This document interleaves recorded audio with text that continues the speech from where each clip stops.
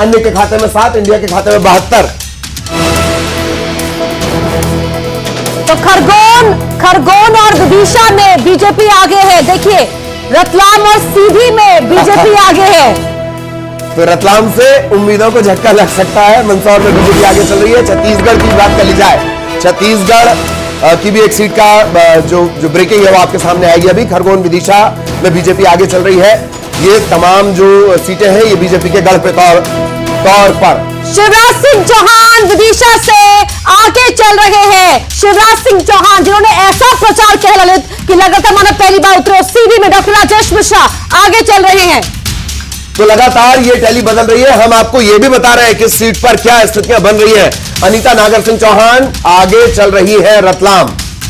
कांतिलाल भूरिया के खिलाफ खड़ी हुई मैदान में पति ने भी जोरदार प्रचार किया। मंदसौर से सुधीर गुप्ता यहां पर आगे नजर आ रहे हैं। बीजेपी के सुधीर गुप्ता आगे दिखाई दे रहे। खरगोन की 10 सीट जहां से पहला नतीजा सबसे पहले आने की उम्मीद है। बिल्कुल, और खरगोन से गजेंद्र सिंह पटेल इस वक्त आगे चल रहे हैं।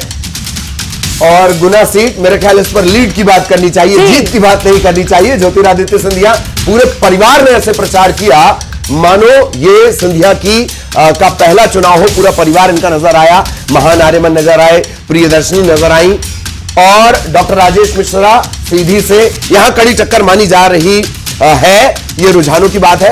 शिवराज सिंह चौहान आगे चल रहे हैं। तकरीबन 33 साल बाद ये आमने सामने है। भानु प्रताप शर्मा के आगे के सामने है। दादा और मामा की लड़ाई यहाँ पर जी। दादा और मामा। गुना की सीट की बात कर रहे थे। ज्योतिरादित्य सिंधिया पिछली बार हार गए थे केपी यादव से, इसलिए इस बार कांग्रेस ने यादव चेहरे को सामने उतारा, लेकिन लड़ाई में आगे दिख रहे हैं। और 227 का आंकड़ा रुझानों में एनडीए 100 सीट पर नजर आ रही है। 227 का आंकड़ा यहाँ पर 157 पर एनडीए। बिल्कुल 157 इंडिया गठबंधन 62 पर आगे चल रहा है। अन्य के खाते में 8 सीट जाती हुई नजर आती है। और अब तक जो आपकी स्क्रीन पर है 227 का रुझान हम बता चुके हैं। 542 सीटों पर काउंटिंग चल रही है। एक सीट को इस वक्त हटा दिया हमने। और मध्य प्रदेश का ये बड़ा अपडेट, खरगोन और विदिशा में आगे, रतलाम और सीधी में भी बीजेपी आगे। रतलाम में जहां कहा जाता है कांतिलाल भूरिया ने अच्छी लड़ाई लड़ी है, लेकिन रुझानों में फिलहाल यहां पर छत्तीसगढ़ में कांग्रेस एक सीट पर आगे। बिल्कुल, और ये देखना दिलचस्प होगा कि वो कौन सी सीट है जिसके बारे में थोड़ी देर बाद हम आपको अपडेट कर देंगे। खरगोन और विदिशा में बीजेपी आगे चल रही है। विदिशा जबरागढ़ जिसको कहते हैं बीजेपी के लिए रहा है। गुना में ज्योतिरादित्य सिंधिया आगे चल रहे हैं। पूरा परिवार उनका कैंपेनिंग में नजर आया। छत्तीसगढ़ में कांग्रेस एक सीट पर आगे चल रही है।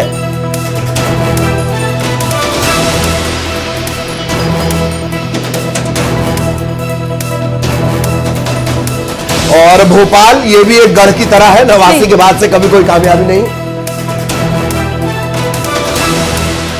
भोपाल जो बीजेपी का गढ़ है और यहां से आलोक शर्मा को चुनावी मैदान में उतारा गया और भोपाल में फिलहाल आलोक शर्मा आगे दिखाई दे रहे हैं।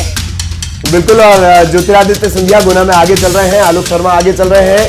अनीता नागर सिंह चौहान और अनीता नागर सिंह चौहान के साथ साथ उनके पति ने भी जबरदस्त कैंपेनिंग की, वो इस वक्त आगे चल रही हैं। भूपेश बघेल राजनांदगांव से यहाँ पर कका लेकिन ये थोड़ा सा चौंकाता है कि कका इस वक्त आगे चल रहे हैं। राजनांदगांव पारंपरिक तौर पर बीजेपी की सीट रही है। आगे चल रहे हैं इस वक्त भूपेश बघेल। कल ही लंबा चौड़ा ट्वीट किया है, न सिर्फ ट्वीट किया है बल्कि पूरे आंकड़े भी दिखाए हैं, मशीनों के नंबर भी दिए। लेकिन ठीक है, लोकतंत्र है, उनकी आपत्ति भी दर्ज की जानी चाहिए। और बड़ी बात यह कि चुनाव लड़ना नहीं चाहते थे, फिर कहा कि पार्टी हाईकमान का फैसला है तो जो पार्टी कहेगी करूंगा। राजनांदगांव से यहां पर चुनावी मैदान में उतरे और आंतरिक कलह का सामना भी भूपेश बघेल ने किया ज्यादातर जगहों पर। और राजनांदगांव हमने आपको कहा था, अब मुझे ये बताना अपने आप में काफी है। ये तस्वीर अपने आप में काफी है। इसके बाद थोड़ी देर शांत हो जाना चाहिए। पूरी कैंपेनिंग के दौरान सबसे ज्यादा अगर रैली रोड शो करने का रिकॉर्ड है। खैर, तस्वीर बदल गई है। राजनाथ सिंह लखनऊ से इस वक्त आगे चल रहे हैं। राजनाथ सिंह ने भी कैंपेनिंग की कमान संभाली रही। मैनपुरी डिंपल यादव यहां पर, मैनपुरी तो अपना ही गढ़ है। डिंपल यादव यहां से आगे है और साइकिल चल रही है। रफ्तार कितनी होती है नजर उस पर बनी रहेगी। और अमेठी की लड़ाई देखिए, स्मृति ईरानी आगे चल रही है।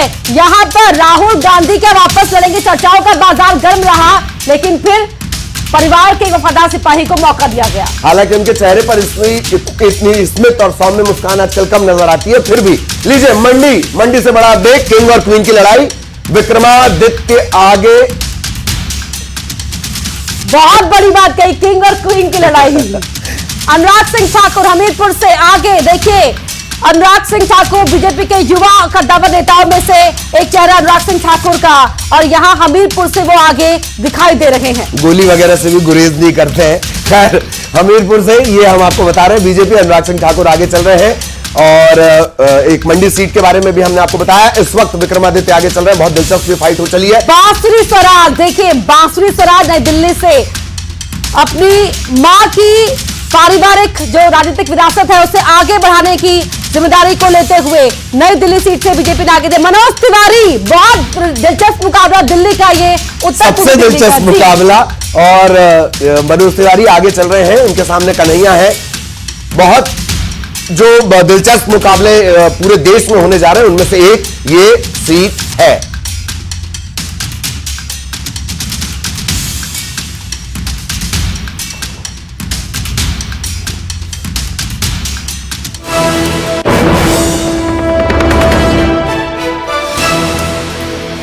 तो लगातार ये आंकड़े और रुझान आपकी स्क्रीन पर, बेहद खास मेहमान हमारे साथ बने हुए हैं, राजपाल सिंह साहब हमारे साथ बने हुए हैं, दिनेश निगम साहब हमारे साथ बने हुए हैं, संजय राणा राजनीतिक विश्लेषक वो हमारे साथ बने हुए हैं। पहला सवाल सिसोदिया राजपाल सिंह जी से कर लेते हैं। राजपाल जी, अब तो धीरे धीरे रुझान भी आने लगे हैं, अब शतक अर्धशतक में बात हो रही है और आपकी मुस्कुराहट भी बढ़ती जा रही है, आपका रिएक्शन?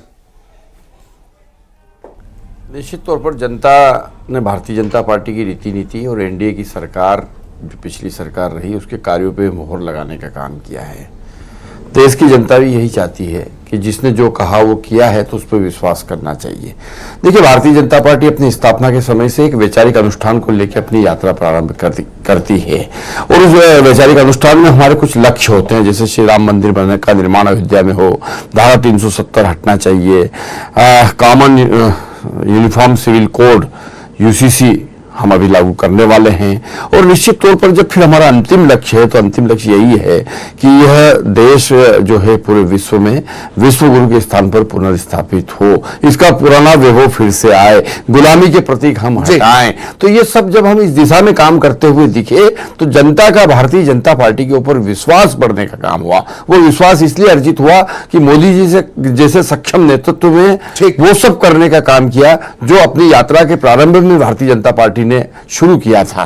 वो जब हमने सत्ता में आके पूरा किया, तो जनता ने हम पे विश्वास किया, और वही विश्वास आज देखने को मिल रहा है। विश्वास में तो आप भी थे, क्योंकि आज आपने वेशभूषा पर हमेशा की तरह आज भी खास ध्यान दिया है। ग्रीन कलर की पगड़ी खास तौर पर नए प्रयोग है जो आजकल राजपाल जी कर रहे हैं। कभी जैकेट पहनते एकदम ब्राइट एंड शाइनिंग, आज पगड़ी है। खैर संजय जी, मैं आपके पास आना चाहूंगी।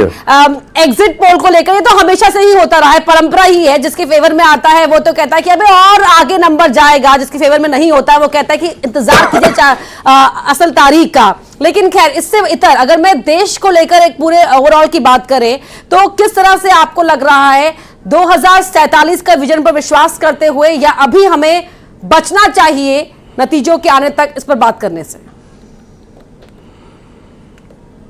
मेरी दिल की धड़कन एकदम बढ़ गई थी जिस तरह से आप लोग बता रहे थे, और नंबर टैली पे चेंज हो रहा था, तो मुझे घबराहट सी हो गई थी, मेरी हार्ट बीट भी बढ़ गई थी, टू बी ऑनेस्ट।